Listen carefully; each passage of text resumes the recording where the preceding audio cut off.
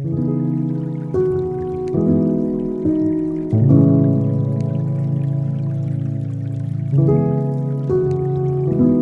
à tous. Avez-vous remarqué combien il est parfois difficile de se plonger dans la parole, combien il est compliqué de garder en nous les enseignements que l'on peut y trouver, combien il est parfois compliqué de se battre avec notre quotidien et de rester en même temps un chrétien congruent, et combien il est parfois fatigant de se battre contre des évidences. Je crois que c'est ce dont nous parle la parabole du semeur. On n'est jamais complètement à 100%, n'est-ce pas? Et nous avons tous des sujets de préoccupation et quels qu'ils soient, ils nous éloignent assez souvent et plus souvent qu'on le souhaiterait de notre Seigneur Jésus. Pourtant, cette parabole nous enseigne aussi la persévérance. Elle nous dit que rien n'est véritablement arrêté et qu'il y a des circonstances dans les vies où eh bien oui, nous allons être attaqués par l'ennemi, nous allons être comme ce grain de blé qui a été semé le long des routes et qui a été mangé par les oiseaux. Jésus expliquera que c'est l'ennemi qui vient et qui enlève la parole qui a été semée à celui qui ne l'a pas comprise. Eh bien, il faut avouer que, eh bien, on ne comprend pas toujours tout. Voilà. Même quand on a fait de la théologie, même quand on a lu plein de choses, eh bien, il y a des fois où on se retrouve un peu sec face à la parole. Et cette parabole, justement, nous invite à regarder au-delà des apparences et à faire attention à quelque chose. Je vous le dirai tout à l'heure. Parce que Jésus continue comme ça, que celui qui a reçu la semence dans les endroits pierreux, c'est celui qui attend la parole et la reçoit aussitôt avec joie. Oui, c'est vrai, on est parfois enthousiasmé lorsque on entend un prédicateur qui dit tellement bien les choses, qui semble les tourner avec tellement d'évidence et de facilité. On se dit que, mais oui, c'est là, là se trouve la vérité. Mais oui, vraiment, j'ai trouvé l'homme à suivre en quelque chose. Erreur, ce n'est pas l'homme que l'on suit, hein, mais c'est bien celui qui est normalement décrit par la parabole et par la parole. L'homme est là simplement pour apporter un message, pour édifier ceux qui l'entendent et non pas s'édifier lui-même. Mais Jésus continue en disant, mais il n'a pas de racine en lui-même. Et vous voyez, lorsque on s'attache à l'être humain qui parle, c'est peut-être parce qu'on manque un peu de racine, un peu de profondeur en soi, pour aller puiser dans des ressources qui ne sont pas les nôtres. Nous ne nous y trompons pas, ce sont celles que Jésus met à notre disposition par grâce, ce sont celles que l'Esprit Saint infuse en nous quotidiennement, pour peu qu'on le lui demande, bien entendu.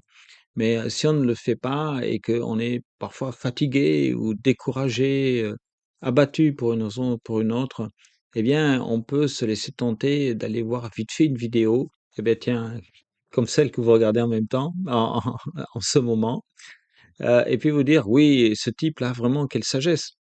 Mais non, pour ma part, je ne réclame aucune sagesse.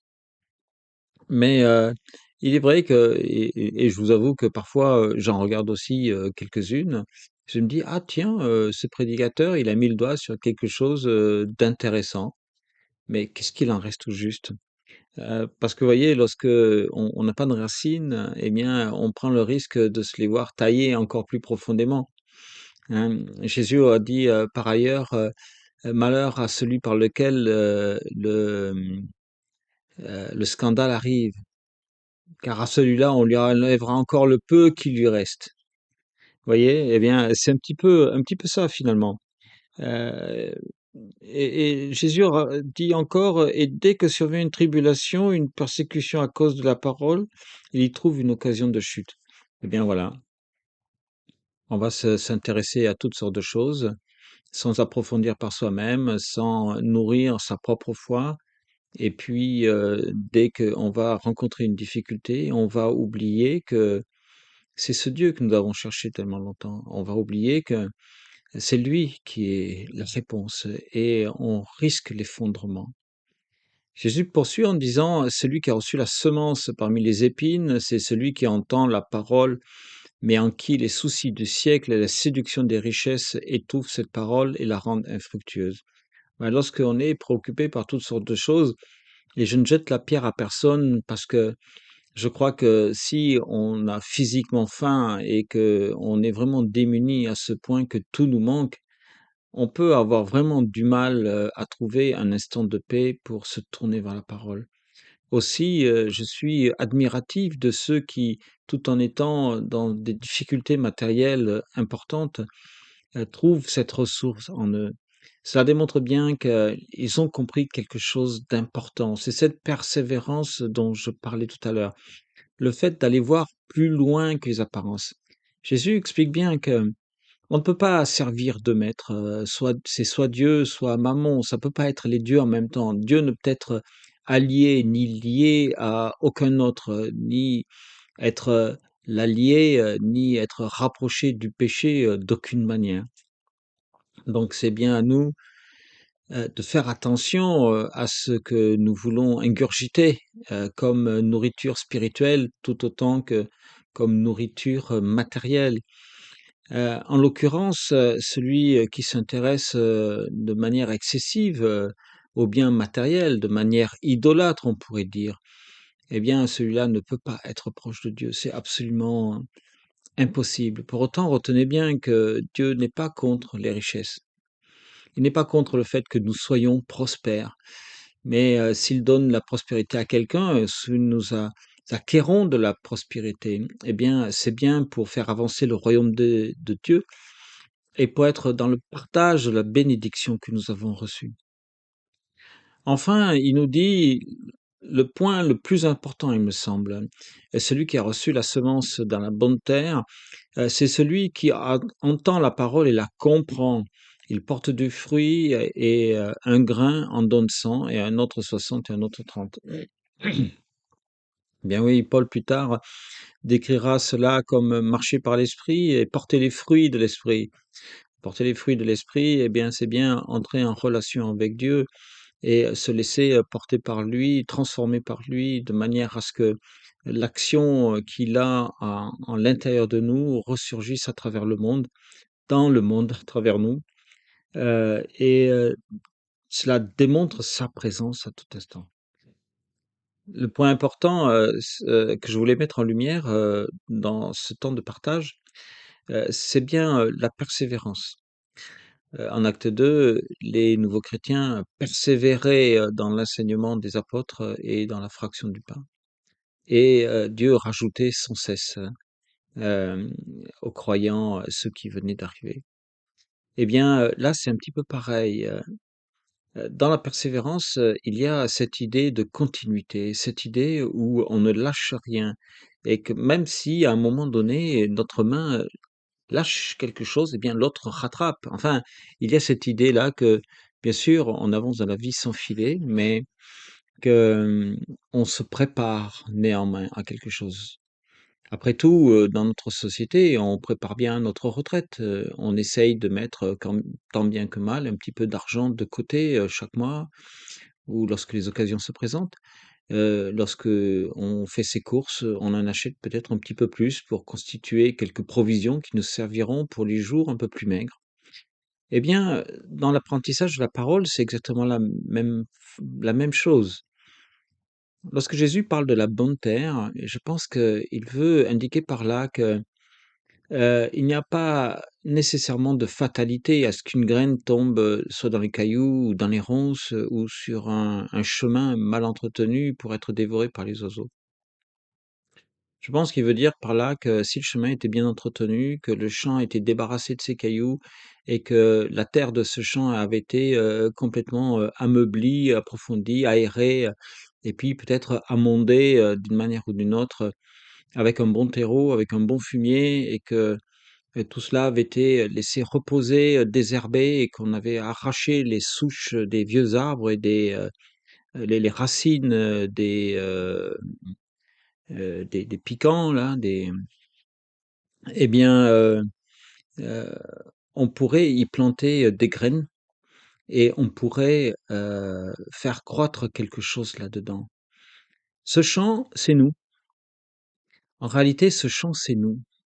Et nous nous devons de nous préparer. Et si nous n'avons pas les compétences pour nous préparer nous-mêmes, nous ne pouvons pas espérer faire pousser en nous quelque chose de véritablement intéressant par nous-mêmes. D'ailleurs, Jésus nous l'indique, tout se passe avec lui.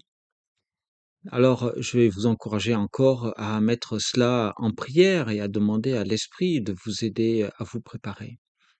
Mais vous avez d'autres ressources, celles de vos églises, celles de votre entourage. Il y a probablement des personnes qui sont plus enseignées dans la parole de Dieu que vous, des personnes qui sont connues pour par leur réputation comme étant des gens sérieux, honnêtes, qui très certainement auront à cœur de vous aider à approfondir la question de la parole et de vous aider à progresser. Je vous invite vraiment à faire cet effort d'étudier par vous-même, de vous poser des questions. Notez vos questions pour pouvoir les poser à quelqu'un qui pourra y répondre. Je peux éventuellement y répondre, essayer du moins, si vous le souhaitez. Hem, mais pour cela, il faut que vous me posiez les questions. Sans quoi ça va être difficile. Hem et vous voyez, toute la question, elle est là. De quelle manière est-ce que l'on se travaille? On ne peut pas espérer porter des fruits par soi-même. On ne peut pas espérer, transformer quoi que ce soit en soi, de soi-même. Il faut un peu de travail, il faut de la persévérance, mais de la persévérance en Jésus-Christ, parce que c'est lui qui est le porteur de la transformation, c'est lui qui offre la grâce de cette transformation. C'est lui qui met en place les conditions nécessaires pour que nous puissions, germer à nous-mêmes, c'est-à-dire, déjà mourir à nous-mêmes pour pouvoir, trouver, la vie dans la parole et cela s'appelle la conversion et l'appel de Jésus dans cette parabole, auprès de ses disciples qui n'avaient rien compris puisqu'il leur demandait des explications, eh bien, c'est cet appel à la conversion, c'est cet appel à faire attention à où ils mettent les pieds, à faire attention aussi à qui ils sont. Il leur précise que il leur dit: «En vérité, beaucoup de prophètes et de justes ont désiré voir ce que vous voyez et ne l'ont pas vu, entendre ce que vous entendez et ne l'ont pas entendu. Vous donc écoutez ce que signifie la parole du semeur.» Il leur donne la solution parce qu'ils savaient qu'ils n'avaient pas compris alors qu'ils étaient à une place que des sommités auraient aimé, connaître, être à leur place aussi. Voyez-vous, nous avons la solution sous les yeux, eux, ils ne l'avaient pas. Alors, nous pouvons faire ce minimum, l'effort de lire, de relire, de réfléchir à ces questions et de voir comment les appliquer dans notre temps, qui est différent de celui de Jésus. Pourtant, les questionnements existentiels sont exactement les mêmes. On se demande quand on va mourir, pourquoi on vit, où est-ce qu'on va aller et comment ça va se passer. Eh bien, continuez de persévérer à travers les paroles, du Christ, à travers ces paraboles, mais aussi à travers la lecture de l'Évangile et je pense qu'assez rapidement, vous trouverez par vous-même, la solution. Mais vous verrez qu'elle se dessinera au fur et à mesure que nous parlerons des autres paraboles qui viennent. Ainsi, il y en a une autre qui suit, une parabole également agricole qui parle aussi d'un semeur, qui a semé, une bonne semence et là, on a l'impression que vraiment il a tout fait bien, il a tout préparé. Eh bien, manque de bol, l'ennemi passe et puis sème de l'ivraie dedans et ses disciples, ses serviteurs, sont effarés de voir cela pousser, et ils proposent de tout arracher, mais que leur dit, le maître? Il leur dit: «Non, non, ne faites pas ça parce que les racines de l'ivraie se sont mêlées avec les racines du blé et si vous tirez dessus pour les arracher, quand bien même vous pouvez les discerner, eh bien vous risquez d'arracher aussi euh, les bons plants de blé.» Et il en va de la parole aussi. Dans chaque parole que l'on reçoit, il se peut que l'ennemi glisse aussi une parole fausse, une parole qui induit le doute, et une parole qui n'est pas complètement juste. Et vous savez que Jésus a décrit l'ennemi comme étant menteur et meurtrier depuis le commencement. Seulement, sa, sa grande force et sa plus grande réussite, c'est d'avoir fait croire qu'il n'existe pas. Nous savons qu'il existe. Le mensonge, c'est qu'il n'existe pas. Pourtant, la plupart d'entre nous avons du mal à percevoir l'ennemi comme étant une entité réelle, vivante. Je vous assure qu'elle l'est et qu'il n'hésitera pas un instant à déverser dans votre vie un flot de vérité teinté de mensonges. Et vous aurez beaucoup de mal à le discerner. Et c'est ce qui arrive là. Mais la solution existe quand même, car à la fin des temps, eh bien, les serviteurs du maître viendront, et puis au moment de la récolte, ils arracheront tout. Puisque là, à ce moment-là, plus rien n'aura d'importance. Les fruits auront porté leurs fruits, justement, ils auront donné leurs graines. Euh, et même si les grains de blé ont été atténués par la présence de l'ivraie, eh bien, celui-ci pourra être séparé complètement. Cela veut dire que l'avenir du grain de blé est bien plus brillant et avantageux que celui de l'ivraie. Cela veut dire dans notre monde que l'avenir de la vérité a beaucoup plus de brillance, a beaucoup plus de pertinence que celui du mensonge. Quand bien même le mensonge est partout autour de nous et qu'il nous enserre dans ses racines, mais celui qui lit la parole, eh bien, il va apprendre le discernement. Et je vous invite à cela parce que c'est là aussi une des persévérances qui est absolument nécessaire, l'une des persévérances des saints, euh, parce que nous serons tous tentés, parce que nous serons tous amenés à douter, et que il est dit dans la parole que même les saints finiront par douter à un moment donné. Or, il est certain que ceux qui ne se seront pas préparés, il est certain que ceux qui n'auront pas travaillé leur discernement, ceux qui n'auront pas approfondi le terreau de leur cœur et de leur âme pour que la plantation de la semence de la foi en eux et des racines vraiment profondes et attachées à leur foi, eh bien, c'est sûr que ce sera plus difficile. Alors, je vous invite vraiment à faire cet effort. Réfléchissez par vous-même, ouvrez votre esprit à la présence de Dieu, demandez conseil à l'Esprit Saint, mais demandez aussi conseil autour de vous, parce que on ne peut pas être un chrétien isolé, c'est pas possible. C'est tout le sens de la communauté et de l'Église. Ecclésia, ça veut d'abord dire communauté, assemblée. Ce sont des gens qui se rassemblent pour discuter entre eux. Et rassurez-vous, on n'est pas obligé d'être tout le temps d'accord ensemble. Ce qui est important, c'est l'amour qui nous lie à Jésus-Christ et qui nous lie tous ensemble. Et là-dessus, je vais vous confier au Christ si vous le souhaitez. Seigneur notre Dieu, Père éternel, je veux te confier tous ceux qui m'écoutent, tous ceux qui sont présents devant leur écran, patiemment et qui font preuve de beaucoup de compassion à mon égard. Père, garde-les dans ta paix et soutiens-les de ta droite et rends-les vainqueurs dans leur persévérance. Je te prie afin que tu ouvres leur esprit, leur âme, et que tu les remplisses aussi de l'Esprit Saint, afin qu'ils comprennent l'importance de l'apprentissage de la parole, de l'apprentissage de ta présence et de cette relation tellement importante que nous devons avoir avec toi, afin d'entendre tes commandements, d'entendre tes indications, tes conseils aussi, pour aller de l'avant. Oui, Seigneur, je te les confie tous tels qu'ils sont, à ton pardon, à ta bonté, à ton amour et à ta grande protection aussi. Au nom de Jésus, Amen. Eh bien voilà, les amis, je vous souhaite le meilleur jusqu'à la prochaine parabole alors. Au revoir.